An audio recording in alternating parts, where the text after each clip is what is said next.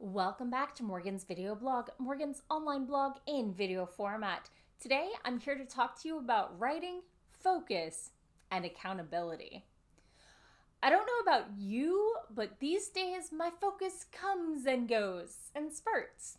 Trying to get anything done is a slog, uphill, both ways, with a short stop over in the kitchen for a snack. Right now, we've got the whole social isolation thing happening with worries about how fast COVID-19 already spread and what the job market is going to look like when this whole thing ends. Because it has to end, right? If you've been following me for any amount of time, you should probably know that I'm the very definition of a type A lady. I need to feel some control over my life. However, we all know the best type of productivity for this type A lady involves checklists. So, remember a couple months ago when I started spouting out the glories of project management tools from the office and using them for my writing? For me, I picked Trello. They are not sponsoring me. I have no sponsors, but if Trello wants to sponsor me, I'm game. It turns out offices use project management tools because they kind of work. I've almost kept up with my self-imposed tasking. I'm gonna pat myself on the back a lot during this episode. I apologize in advance. Seriously, for an unpaid vanity gig, I give myself a lot of work. Sometimes I think maybe I should focus on my actual writing. My mom and my dad would probably both agree. Ignore the probably, they both agree. But hey, if you do find this blog helpful and worth my time, leave a comment below and let me know that you're watching.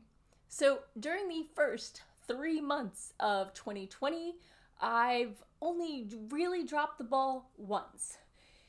It turns out if you send out an author spotlight interview less than 24 hours before it's supposed to go up, you might get the replies written by voice to text. I deserved it. So, to keep you from making my mistake, here are my 3 tricks for making checklists work.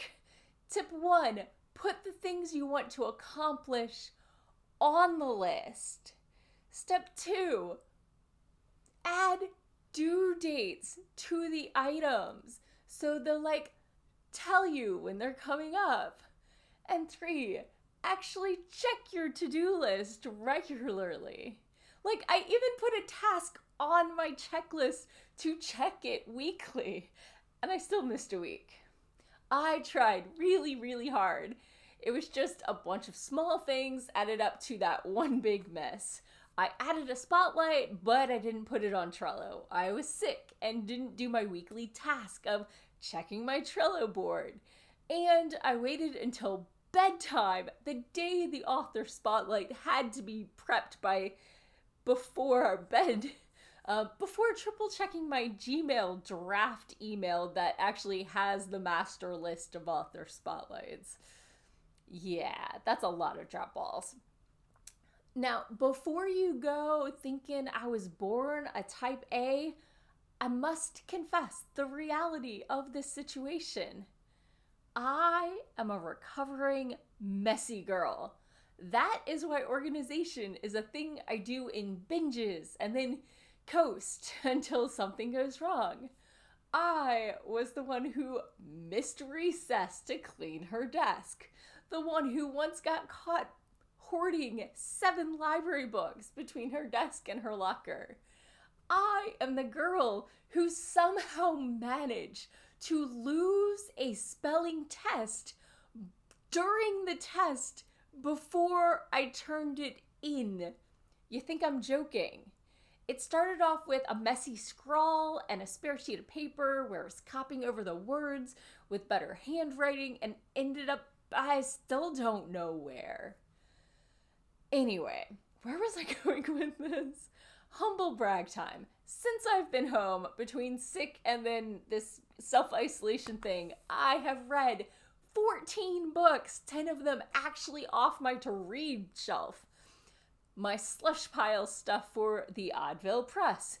I beta read a short story. I attended 2 virtual Balticon meetings, 1 virtual Anansi Storytime meeting. I revised 30 pages and sent them to my mentor.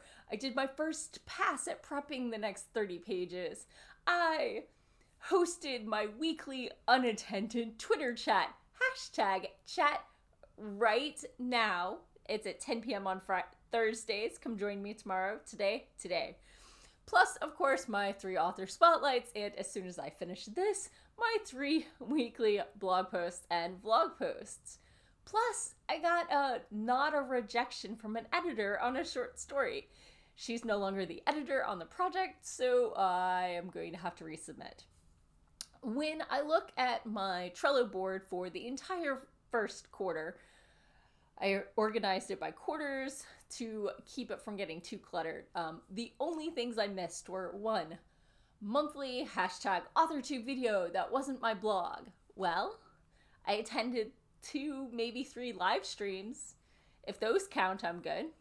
Secondly, updating Trello board once a week. Obviously, there was that 1 miss there. And thirdly, I am still waiting on feedback from a few readers on my middle grade novel, so I haven't started its revision.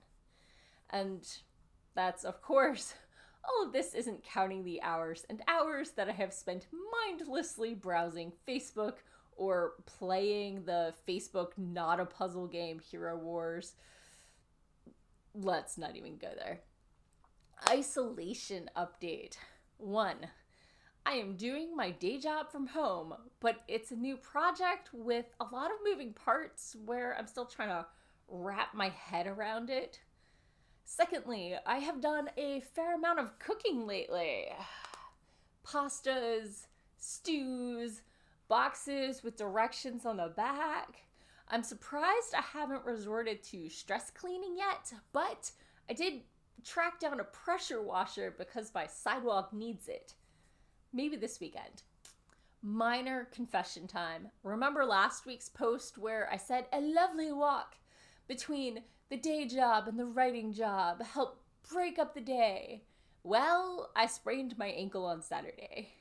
So unfortunately, I have been forced to slack on the couch all week. But hey, it's been cold and rainy, so I don't think I've really missed that much, except, of course, the step count, which is, low.